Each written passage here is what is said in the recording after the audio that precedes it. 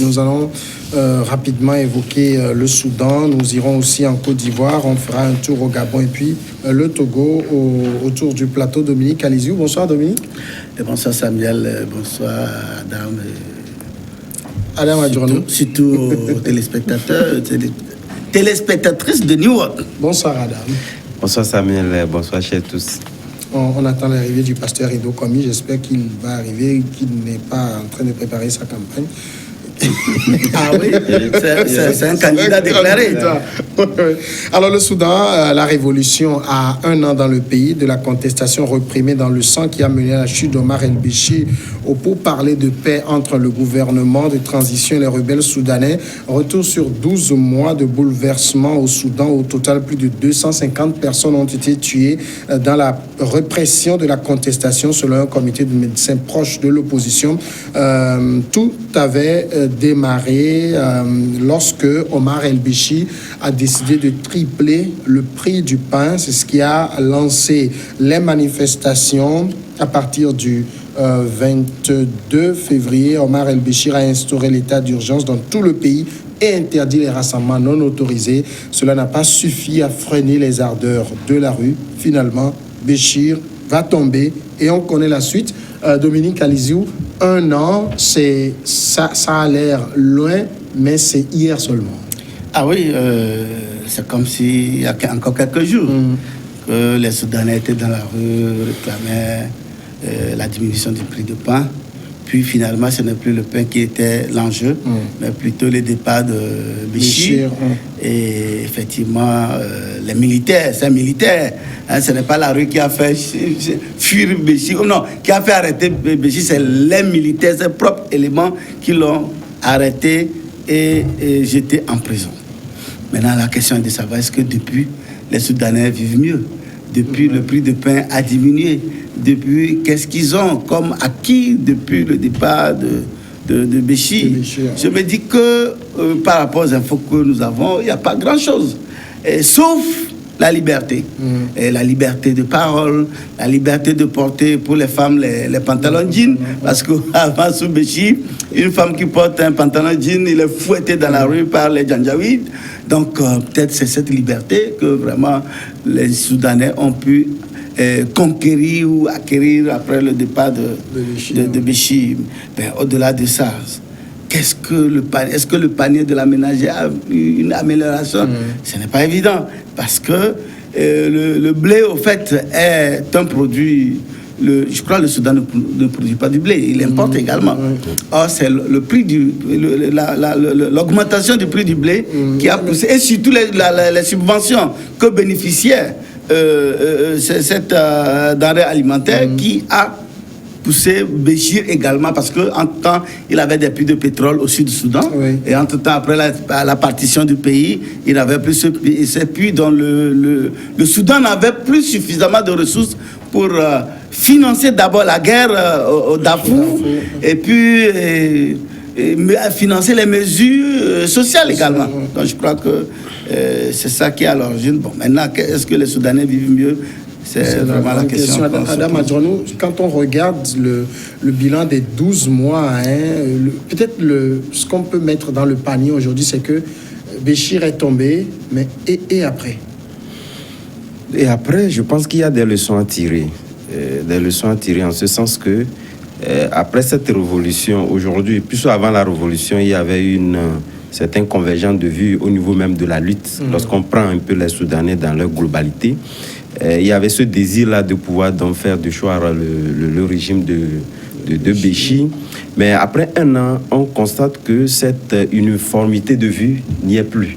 Parce que les gens se posent la question. D'abord, il y a une sorte de division au niveau de la vision que partagent aujourd'hui les Soudanais de la gouvernance du pays.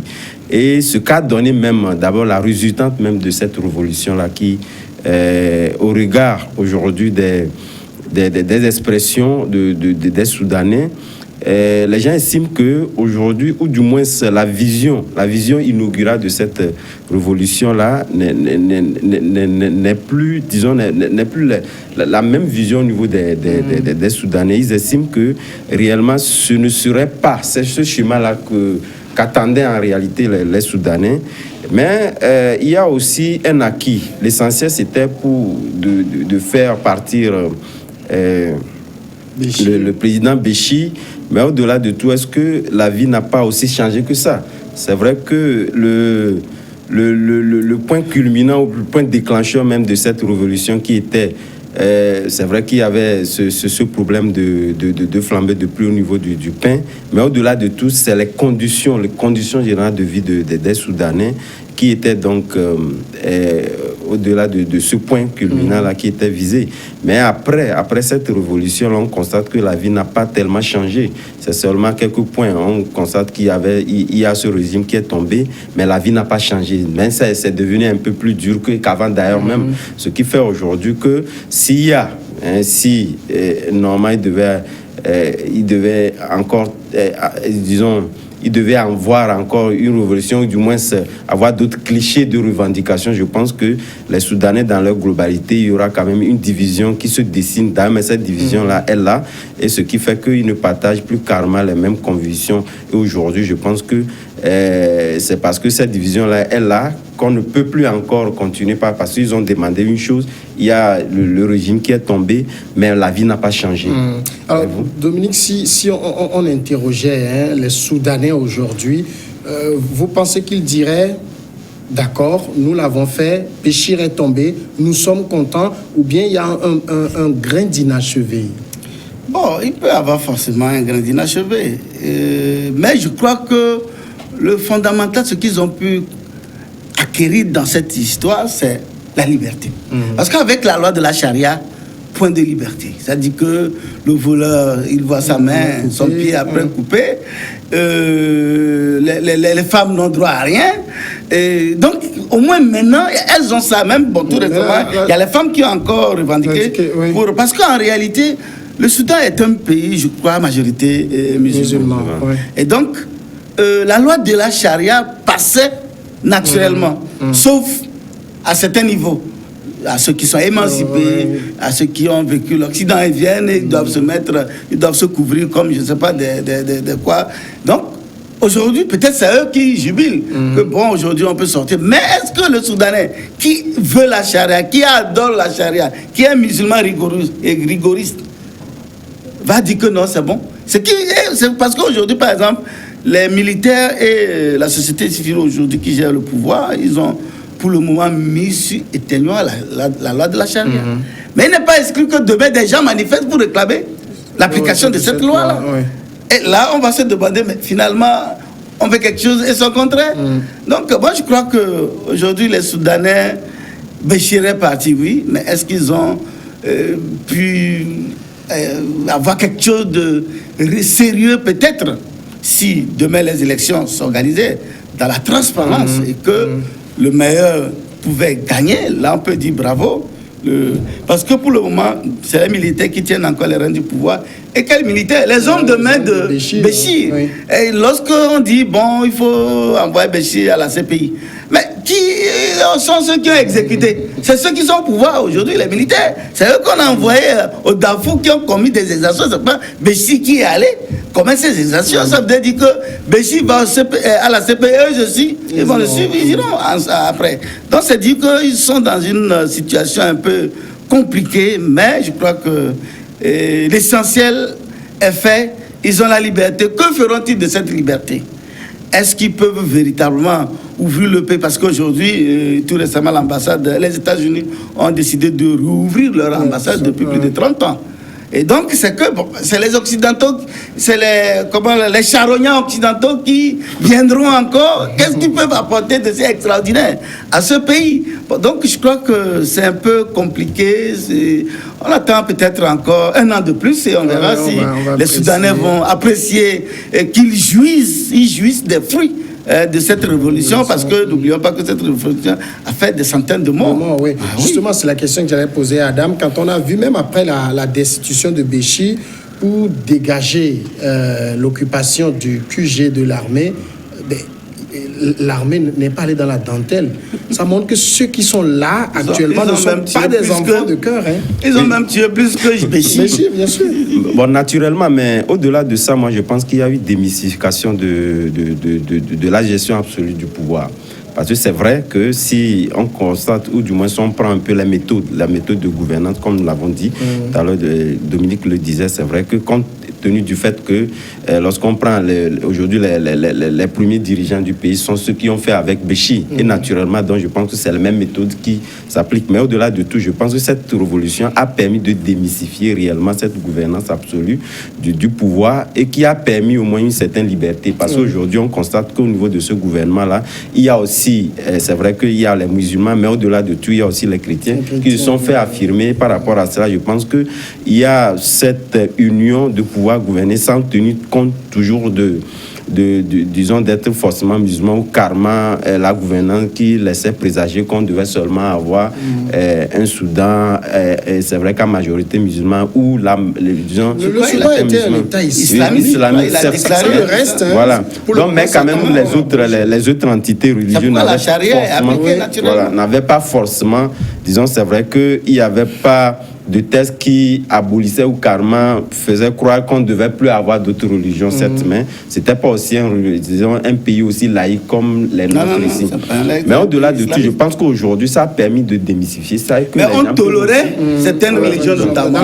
Par exemple, c'est pas des musulmans. Donc je pense que par rapport à cela, je pense qu'il y a aussi l'expression poussée au niveau même de la population. Ça fait qu'aujourd'hui, on ne peut plus, comme par le passé où Béchi le faisait, ou carrément, pour s'exprimer ou pour faire réclamer un certain nombre de libertés, c'était pas possible. Donc je pense qu'il y a aussi ces acquis-là qui sont aussi introduits et qui sont des acquis salutaires pour ce pays. Maintenant, Dominique, est-ce que l'idéal pour les Soudanais, si on se rappelle du 19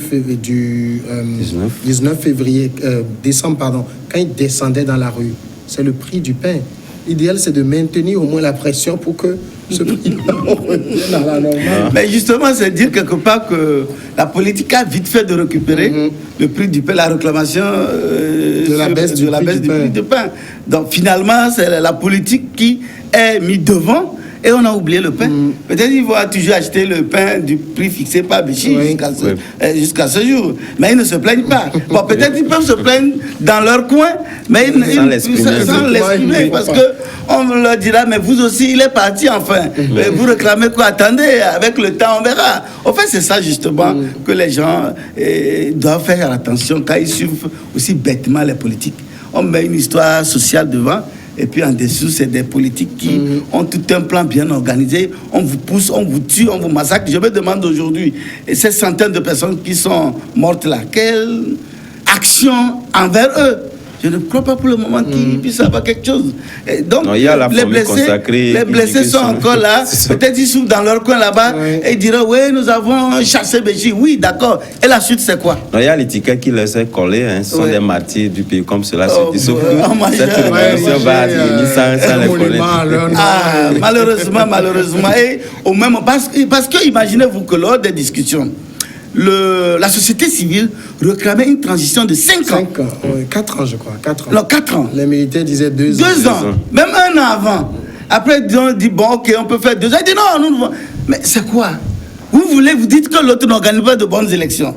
Vous voulez maintenant amorcer le processus démocratique intégral. Mais allez vite, normalement, une transition de 6 mois suffisait largement pour organiser des élections et permettre à mes secteurs aussi veulent venir se remplir les poches. Et vous allez voir, il y a bientôt, la liberté, s'il y a la liberté de presse et autres, vous allez voir, on va commencer par les dénoncer parce qu'ils viendront. Oh, ils avaient un discours des saints, des hommes tellement propres, bons, gentils garçons. Non, nous sommes là pour faire ci. L'autre c'est un assassin, c'est un voleur. Mais ils risquent d'être pires que l'autre. Malheureusement, c'est ce qui découle de ce genre de situation. Parce qu'aujourd'hui, quand je prends toujours le cas burkinabé, mais si vous allez à Ouaga, si vous rencontrez des insurgés, mais c'est la larme aux yeux. S'il fallait recommencer, ils ne le feront jamais. Je vous dis, allez, vous aurez d'accord. Ça a été toujours le cas dans tous les pays. Je pense que l'opposition a toujours crié aux voleurs lorsque c'est les autres qui dirigent. Même prenons le cas de la Tunisie. Non, mais depuis que ce Bouazizi s'est immolé, Mais rien n'a changé dans le quotidien des Tunisiens jusqu'au jour d'aujourd'hui. D'accord. Nous allons passer maintenant au second sujet rapidement, la Côte d'Ivoire, où l'opposition veut accueillir Macron avec une manifestation de rue. L'opposition politique ivoirienne a annoncé mercredi qu'elle maintenait son meeting prévu samedi lors de la visite en Côte d'Ivoire du président français Emmanuel Macron, mais dans un lieu différent pour contourner la tentative des autorités d'interdire la manifestation. Le meeting se tiendra au stade Séni Fofana de Port-Boué, une commune populaire d'Abidjan. C'est ce qu'a déclaré Maurice Kokou Gikawe, numéro 2 du principal mouvement d'opposition, le PDCI, lors d'une conférence de presse. Il y aura un meeting quoi qu'il arrive, c'est ce qu'il a martelé. Nous ne tomberons pas dans le piège de la violence. Alors finalement, le meeting, il faut le dire, c'est pour adresser un message à Alassane Ouattara ou bien à Macron. Je pense que c'est les deux à la fois. C'est vrai que cette tournée d'Emmanuel Macron est une tournée à haute tonalité politique. Et puis, je pense que c'est dans une approche assez... C'est une tournée ou une visite?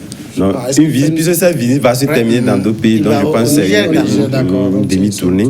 Donc par rapport à cela, oui, je pense que c'est dans une approche assez précautionneux que Macron entame cette visite-là, parce que vous savez, non seulement qu'il y a un sentiment anti-français qui se développe pratiquement dans tous les pays, mais au-delà de ça aussi, également, il faut aussi faire remarquer cette convocation-là qui essaie un peu d'écumer un peu le débat dans tous les pays, et qu'il faut donc venir amortir, ou du moins venir un peu calmer dans son discours. Et par rapport à cela, je pense qu'il a choisi un pays qui lui est très favorable, parce que nous savions tout le rôle que joue Alassane Ouattara dans la sous-région concernant donc les acquis de la France.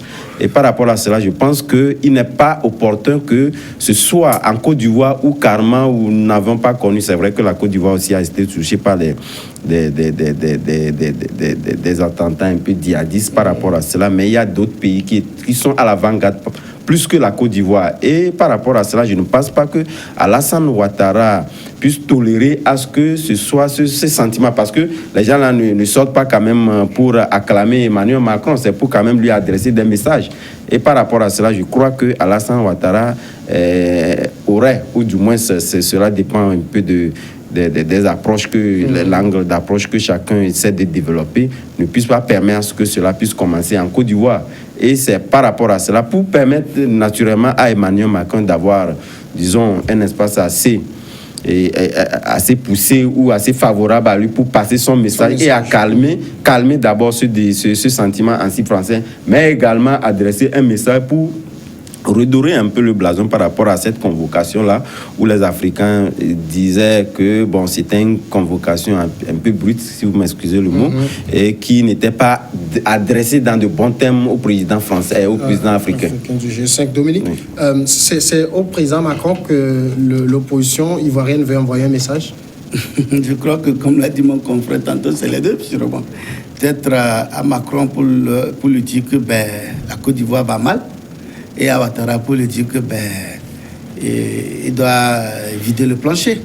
Donc je crois que c'est pourquoi ils tiennent forcément à animer ce meeting pour véhiculer leur pensée, quel que soit le fait qu'on a déplacé le lieu, on a changé de lieu. En fait, c'est ça aussi. Il faut que lorsque les gens organisent des manifestations et l'autorité dit non, bon, ici ce n'est pas convenant par rapport à tel manifester ici. L'essentiel, c'est d'aller et d'exprimer vos préoccupations et de les mettre en exergue devant les médias et autres. Donc, je crois que c'est ce qu'ils veulent faire. Quel que soit le lieu de la manifestation, ils ont un message qui sera diffusé, repris par les médias, abondamment d'ailleurs par les médias, et Macron sera informé de ce qu'ils ont pu dire ou quels sont les griefs qu'ils ont contre la France dans la politique française en Côte d'Ivoire. Et donc, je crois que c'est des choses comme tout le monde le sait. La Côte d'Ivoire est un pays qui tient, dont la France tient. Je crois que c'est la deuxième visite de Macron depuis son élection en Côte d'Ivoire. Il était déjà allé lors du sommet UE-Afrique à Abidjan. Et je crois que c'est la deuxième ou troisième. Non, ça doit être la deuxième visite. Donc, c'est dit que la Côte d'Ivoire joue un rôle central pour la politique française en Afrique francophone, puis en Afrique de l'Ouest. Et donc, je crois qu'il faut comprendre que, quelque part, Macron, sûrement, a un message également à l'endroit des Africains Et parce qu'effectivement, il y a le sentiment anti-français qui se développe, oui. et que surtout la dernière convocation, s'il faut le dire, de Macron à l'endroit des chefs d'État français n'a pas vraiment été appréciée. Parce que c'est comme, bon, les chefs d'État sont des sous-préfets, et lui, en tant que chef suprême, il est convoqué, puis doit gambader pour arriver. Ils ont tous accepté peut-être, aller, hein. oui, peut-être ce n'était pas ça l'intention, mais la forme qu'a présentée cette invitation n'a pas vraiment du tout été subtile, parce qu'aujourd'hui, il y a un vrai sentiment anti-français, parce que ce qui se passe aujourd'hui dans le Sahel, au Mali, que ce soit au Mali, au Burkina et au Niger, mais tout est parti de l'assassinat de Kadhafi. Oui. Or, qui est l'artisan de cet assassinat? C'est le président français Sarkozy. Et quand c'est comme ça, bon, c'est facile. Bon, moi, c'est pourquoi je dis, c'est vrai que quand j'entends les Maliens aussi demander aux Français de quitter, je me demande s'ils sont sérieux. Parce que quand le pays était envahi, c'est l'armée française qui est venue chasser les djihadistes. Sinon, aujourd'hui, les djihadistes devaient faire du Mali un terreau fertile pour leur action dans la sous-région. Alors, au moins, qu'ils reconnaissent ça quand même. Qu'ils reconnaissent le mérite de la France d'avoir au moins pu les débattre. Quand bien même c'est la France qui a occasionné. Parce que si Kadhafi était vivant, le Mali ne sera jamais envahi. Dans cet état-là. Bon, malheureusement, ce n'est pas peut-être Hollande qui avait tué Kadhafi, mais c'est un président français. De toutes les façons, bon, la suite, la conséquence est là. Et donc, mais les Maliens doivent faire attention, parce que moi, je vois, si les Français pliaient bagages, ce pays sera encore occupé par ces... Imaginez-vous, ces groupes terroristes peuvent aller attaquer un camp militaire. Ceux qui sont censés protéger la population, ils les attaquent, ils les déciment. Mais c'est vraiment extraordinaire. D'accord. Alors, au niveau du meeting qui se prépare à Port-Boué, les principaux sujets, c'est la réforme de la CEI, la Commission électorale indépendante, et puis la demande de la gratuité pour le renouvellement de la carte d'identité, la carte nationale d'identité, dont les Ivoiriens ont besoin pour voter. Mais sur le sujet de la CEI, lors d'une sortie tout récemment, le président ivoirien a dit c'est non. Oui, il y a cet absolutisme que développe un peu Alassane Ouattara sur le sujet. Mais au-delà de tout, vous allez constater. Pourquoi je disais tantôt qu'il faudrait donc apercevoir un peu cette sortie de l'opposition sur deux facettes.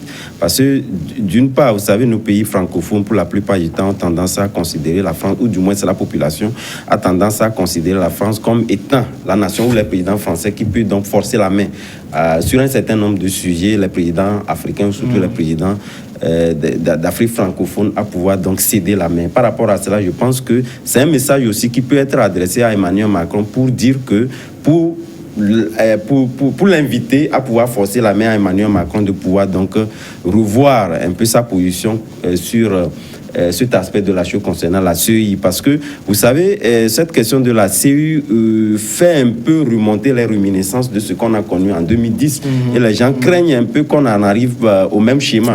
Et par rapport à cela, je pense que Emmanuel Macron, nous gardant un peu un mauvais souvenir, du moins, puisque la France aussi a eu à perdre, et vu les intérêts de la France en Côte d'Ivoire, ne va pas permettre à ce que les mêmes bribes qui ont conduit à cette hécatombe-là puissent advenir. Et par rapport à cela, je pense qu'Emmanuel Macron peut effectivement forcer la main à Alassane Ouattara pour pouvoir donc lever un peu, embrayer sur cette position-là et donc revoir cette conception. Parce que c'est rien du tout. Je crois que sur des questions, sur des aspects comme ça, rien du tout. Je crois qu'à ce niveau aussi, il faut toujours dire à l'opposition qu'elle fait toujours le mauvais coton. Pourquoi? Parce qu'il y avait opportunité d'intégrer cette commission électorale indépendante. Mais c'est eux-mêmes qui ont refusé. Oui, en dénonçant le déséquilibre justement de cette commission. Allez-y au moins occuper ce que vous avez et réclamer encore. Maintenant vous dites non. Et vous dites, si on ne règle pas ça, vous n'avez pas... la suite, c'est que la conséquence, c'est que cette élection sera organisée sans vos représentants. Est-ce que ça ne va pas être contradictoire? C'est-à-dire, vous êtes dedans et vous demandez... Mais c'est contradictoire, puisque au moins vous tenez ce que vous avez sous la main, mais vous réclamez encore. Oui, ça peut se comprendre. Maintenant, vous refusez systématiquement. Maintenant, vous dites de revenir Mais non, je ne crois pas que Ouattara va vouloir satisfaire ni Macron, qui lui n'est pas venu pour former la CENI. Je crois comme il a dit tantôt que les gens pensent que la France peut influer sur la décision du chef de l'État, mais moi je doute très fort. Oui, c'est vrai qu'il y a cette fermeté-là qui n'est pas vue lorsqu'on prend la majorité. Parce que moi je l'ai dit, je pense que l'un des passages ici, même chez nous ici, cette fermeté où on laisse des fois, ça n'éduque pas en réalité l'opposition lorsqu'on prend dans sa globalité, parce qu'il faut anticiper les choses.